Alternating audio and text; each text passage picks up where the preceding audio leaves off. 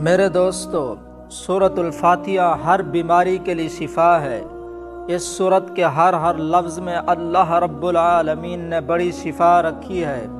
اگر کوئی گھر میں بیمار ہے، اس کو پڑھ کر دم کرے تو انشاءاللہ تعالی اللہ پاک صحت کاملہ عاجلہ مستمرہ عطا فرمائیں گے۔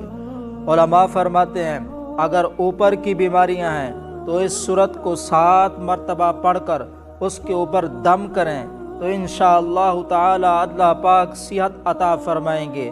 اگر اندر کی بیماریاں ہیں، پانی کے اوپر دم کر کے اس مریض کو پلائیں، انشاءاللہ تعالی اللہ پاک اس کو شفا کاملہ عاجلہ مستمرہ عطا فرمائیں گے۔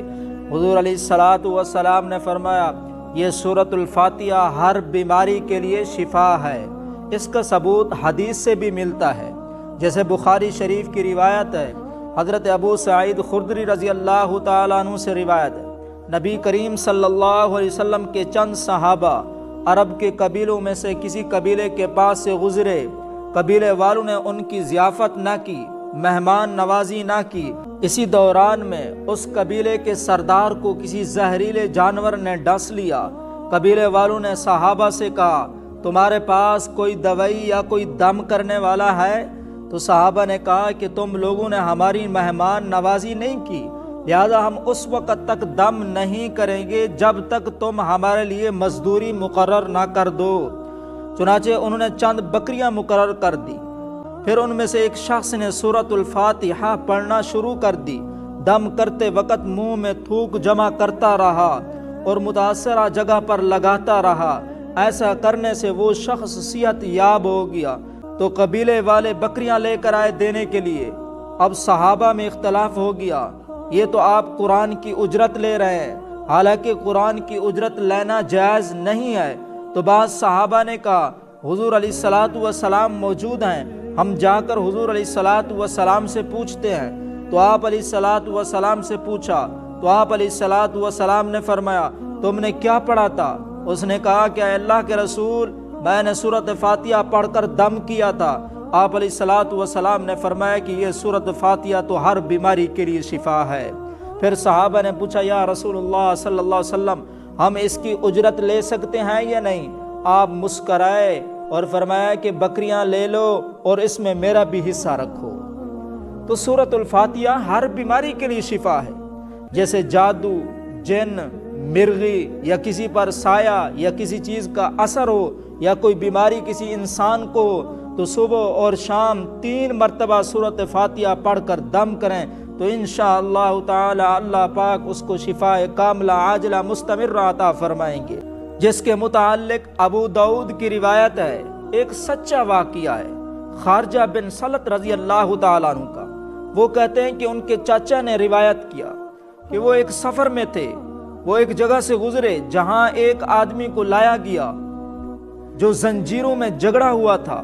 لوگوں نے کہا کہ یہ پاگل ہے اور تم محمد الرسول اللہ صلی اللہ علیہ وسلم کے ساتھی ہو، کچھ ایسا پڑھو کہ اس کو شفا ہو جائے۔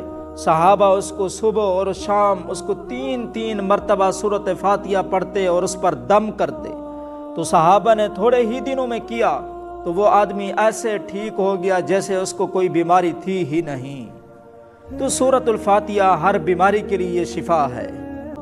لا علاج بیماری کے لیے سورۃ فاتحہ کا پڑھنا۔ اگر کوئی ایسا مسئلہ ہے کہ آپ کا علاج نہیں ہو رہا، ڈاکٹروں نے جواب دے دیا ہے، لا علاج بیماری کے لیے سورۃ فاتحہ کو 41 مرتبہ روزانہ پڑھنا ہے۔ آپ نے اس طرح پڑھنا ہے بسم اللہ الرحمن الرحیم الحمد للہ رب العالمین۔